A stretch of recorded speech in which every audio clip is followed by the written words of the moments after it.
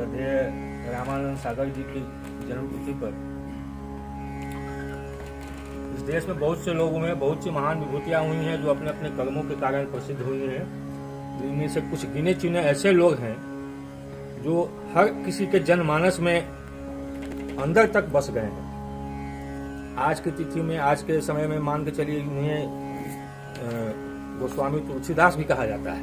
जिस तरह से तुलसीदास जी ने रामायण को घर घर तक पहुंचाया, उस समय जब अंग्रेजों अकबर के समय जब हमारा धर्म विलुप्त प्राय होने लगा था, तो उन्होंने रामायण की रचना की, जिससे लोगों में धर्म के प्रति आस्था बढ़ी।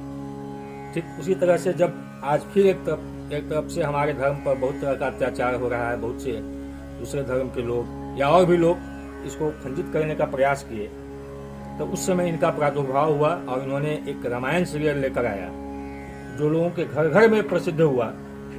कहा जाता है, कहा क्या था, हमने तो देखा भी है कि जब रामायण सीरियल चलता था तो रोड पर अघोषित कर्फ्यू लग जाता था। रोड पर कहीं कोई नजर नहीं आता था, एक भी आदमी नहीं नजर आता था। और उस समय जब ये सीरियल जब चल रहा था, तो हम समझते हैं मोहल्ले में किसी किसी के घर टीवी था, कि सबके घर टीवी नहीं था, तो सारे लोग उनके यहाँ पहुंच जाते थे। 9 बजे इसका टाइम था सीरियल का, सुबह 9 बजे संडे के दिन। 9 से पहले 8:30 बजे सारे लोग बैठ जाते, बजाते हॉल में उनका टीवी लगा दिया जाता था, चादर वगैरह नीचे बिछा दिया जाता, सारे लोग नीचे बैठ के देखते थे। घर की महिलाएं आती थी, पहले अगरबत्ती वगैरह दिखा करके, जिसे भगवान की पूजा होती है उस टाइप से पूजा होता था, अगरबत्ती वगैरह दिखाया जाता था, आरती होता था, लोग आरती लेते थे। और इसके बाद जब सीरियल लोग देखते थे, उसका आनंद ही कुछ अलग था। आज के दिन में जब मान लीजिए ये कोरोना हुआ, सरकार को समझ में नहीं आया कि लोगों को घर में कैसे बंद करें, तो उनके दिमाग में आया कि नहीं, रामायण सीरियल को चलाया जाए, लोग अपने आप घर में कैद हो जाएंगे। और वही हुआ जो उस समय जब प्रारंभ में जब ये सीरियल सप्ताह में 1 दिन चलता था, इस कोरोना काल में इसको प्रतिदिन सुबह शाम 1 घंटा कर दिया गया। और लोग आप अपने आप टीवी के सामने बैठकर अपने आप को बंद भी, मतलब लॉकडाउन में भी कर लिए, और रामायण का सीरियल भी उन्होंने देखा, लुत्फ उठाया।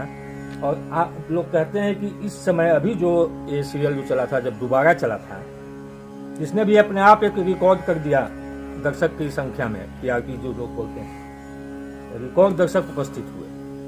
भगवान राम की कथा ऐसी है जिसको 1 बार सुनिए, 2 बार सुनिए, 1000 बार सुनिए, हमेशा कुछ न कुछ नया लगता है, लोग उससे जुड़े रहते हैं। 25 जनवरी 1987 को रामायण की पहली एपिसोड दूरदर्शन पर प्रकाशित, मतलब दूरदर्शन पर रिलीज किया गया, प्रसारित किया गया। और इसके बाद तो फिर देखते देखते इनका जीवन ही बदल गया।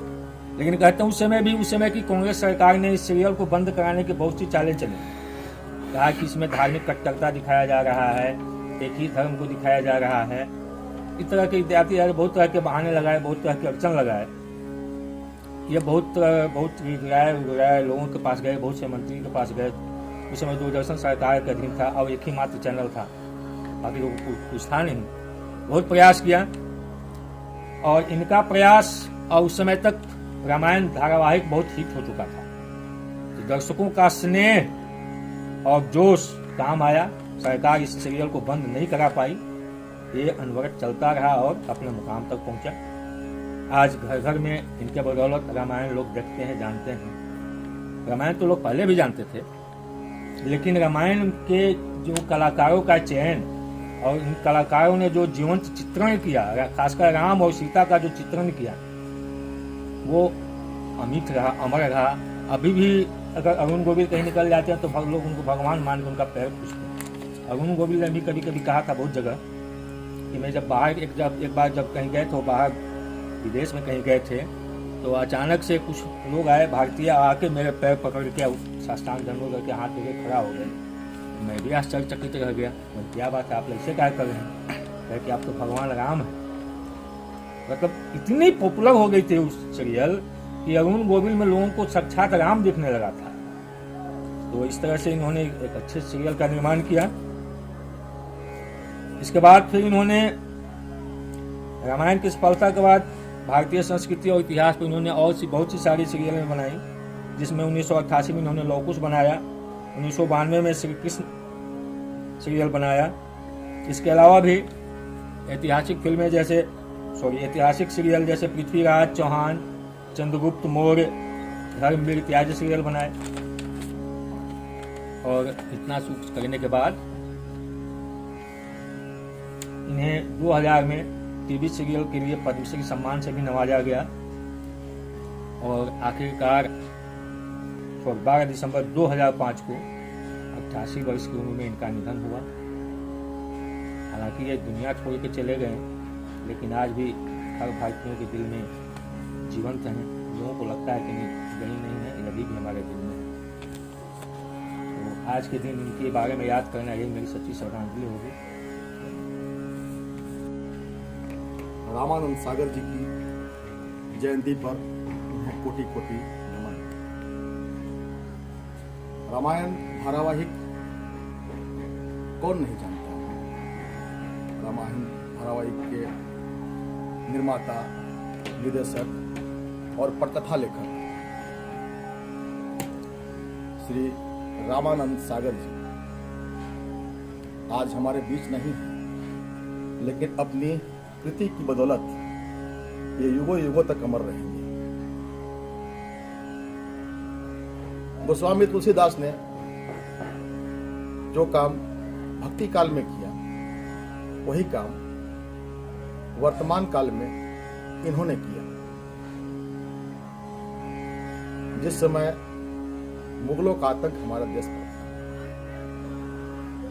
लोग धर्म से विमुख हो रहे थे, हमारे शास्त्र जलाए जा रहे थे, धर्म परिवर्तन किया जा रहा था, तलवार के बल पर लोगों की आस्था को चोट पहुंचाई जा रही थी, मंदिर ढहाए जा रहे थे। उस समय गोस्वामी जी ने लोगों को भक्ति से जोड़ा और सनातन धर्म क्या होता है उसके बारे में बताया। वही काम रामानंद सागर जी ने वर्तमान समय में किया और लोगों को धर्म से जोड़ने का कार्य किया। हमें याद है कि जिस समय ब्लैक एंड व्हाइट टीवी हुआ करती थी, उस समय टीवी देखने वालों की संख्या बहुत ज्यादा होती थी। कारण था रामायण सीरियल के प्रति लोगों का लगाव। आज हम समझ रहे हैं कि लगभग सभी घरों में टीवी लगा दी गई है, लेकिन टीवी देखने के लिए लोगों के पास टाइम नहीं है। और उस समय जिस समय का धारावाहिक स्टार्ट हुआ था, उस समय हमें याद है कि पूरे गांव में कहीं कहीं एक आध टीवी हुआ करती थी और पूरा गांव इकट्ठा होता था सुनने के लिए। तो ऐसा कार्य इन्होंने किया। यदि हम इन्हें वर्तमान समय के गोस्वामी तुलसीदास कहते हैं तो अतिशयोक्ति नहीं होगी। उस महान आत्मा को कोटि कोटि नमन, कोटि कोटि वंदन। धन्यवाद। हम लोग यहाँ श्रद्धेय रामानंद सागर जी के जन्मोत्सव को मनाने के लिए यहाँ पे इकट्ठा हुए हैं। ये वो शख्सियत हैं जो इस कलयुग में तुलसीदास जी के बाद शायद पहले व्यक्ति हैं जो जन जन तक रामायण को, राम जी के चरित्र को लोगों के घर तक पहुंचाया, जन जन को इससे अवगत करवाया। ऐसे महापुरुष जिन्होंने अपने मर्यादा से मर्यादा पुरुषोत्तम श्री राम लोगों को जीने का कला सिखाया, कैसे जिंदगी जिया जाए। उस मर्यादा श्री राम के चरित्र को, उनके जीवन को अभिनय करके, उसका सफल निर्देशन करके रामायण सीरियल बना करके आम जनता के बीच उसको पहुंचाने का काम किया, जिससे कि हमारे संस्कृति से, हमारे मर्यादाओं से लोग कैसे गुजरे, हमारे पूर्वज कैसे उसको स्थापित किया, इस चीज़ को इन्होंने समाज के बीच में रखा, जिससे एक सुखद समाज का निर्माण हो सके और हम अपने कर्तव्यों का पालन कर सकें। हमारे पूर्वज कैसा किए, कैसा उनका रहन सहन था, कैसा उनका जीवन शैली था, कैसा उनका मर्यादा था, ये सारी बातें हम लोग श्री राम के चरित्र से सीखते हैं। और उस चरित्र को इन्होंने आम जनता तक रखा। इतनी ज्ञान की बातें हमें लगता है कि शायद कहीं भी ना हो जो हमें रामायण सिखलाता है, और उस चीज़ को जन जन तक पहुंचाने का काम किए। ये सही में कहना अतिशयोक्ति नहीं होगा कि ये इस युग के साक्षात तुलसीदास थे। तुलसीदास ने अपने लेखनी के माध्यम से लोगों तक श्री राम के चरित्र को पहुंचाया, श्री राम के कथाओं को पहुंचाया, और इन्होंने निर्देशन करके उसका सीरियल बना करके लोगों तक उस चीज़ को पहुंचाया। इस युग में जो पहले से थोड़ा ज़्यादा टेक्नोलॉजी के माध्यम से समृद्ध हो चुका है, फिल्मी दुनिया को भी त्याग करके ये सीरियल के माध्यम से देखे कि अब जन जन तक टेलीविज़न का प्रसारण होने वाला है। ये पहले ही इसको भाप गया, और उस टेलीविज़न को रामायण प्रचार के लिए उपयुक्त समझा। और रामायण ही क्या, इसके बाद ये हमें लगता है कि बहुत सारा सीरियल बना है जो टेलीविज़न के माध्यम से लोगों तक अपने विचार को अच्छे निर्देशन के माध्यम से लोगों तक पहुंचाए। और ऐसे महान आत्मा के जन्म उत्सव पे हम लोग यहाँ इकट्ठा हुए हैं। ये बहुत ही सौभाग्य की बात है हमारे लिए कि आज इनके जन्मोत्सव को हम लोग मना रहे हैं, इनके प्रति सच्ची श्रद्धांजलि समर्पित कर रहे हैं। और रामानंद सागर जी के बहुचर्चित लोकप्रिय सीरियल रामायण में जो एक बहुत ही लोकप्रिय गीत गाया गया है, प्रसंग है कि जब भरत जी अपने बड़े भाई राम का पदचिन्ह खराम लेकर के अयोध्या जाते हैं, उस वक्त की का एक गीत मुझे याद आया, उसका बस 2 लाइन समर्पित करना चाहता हूँ। राम भक्त ले चला रे राम की निशानी, राम भक्त ले चला रे राम की निशानी, शीश पर खड़ाऊं और अखियों में पानी, शीश पर खड़ाऊं और अखियों में पानी, राम भक्त ले चला रे राम की निशानी, राम भक्त ले चला रे राम की निशानी।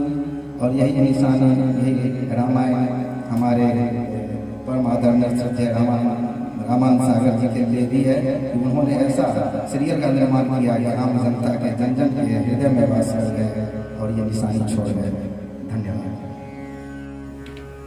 आज हम सभी यहाँ पंडित हर्षवर्धन कला मंच के द्वारा मनाई जा रही श्री रामानंद सागर जी की जयंती पर उपस्थित हैं, और इस अवसर पर मैं उन्हें अनेक कोटि नमन करता हूँ एवं श्रद्धा सुमन अर्पित करते हुए 2 पंक्तियों में एक भजन की प्रस्तुति करना चाहता था।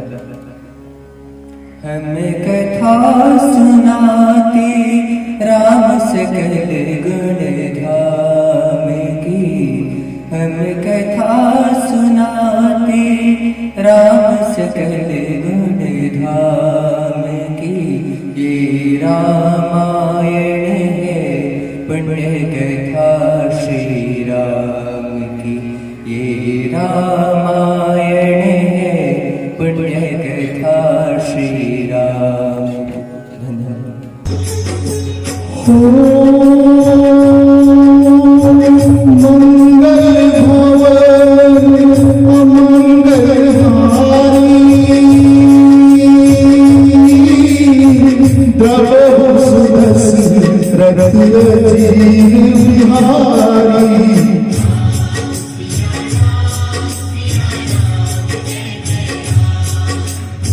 जय श्री राम। श्रद्धेय रामानंद सागर जी की जयंती के अवसर पर पंडित हर्ष द्विवेदी कला मंच के द्वारा जो ये आयोजन किया गया, इसमें आने के लिए आप सबों का हृदय से कोटि धन्यवाद।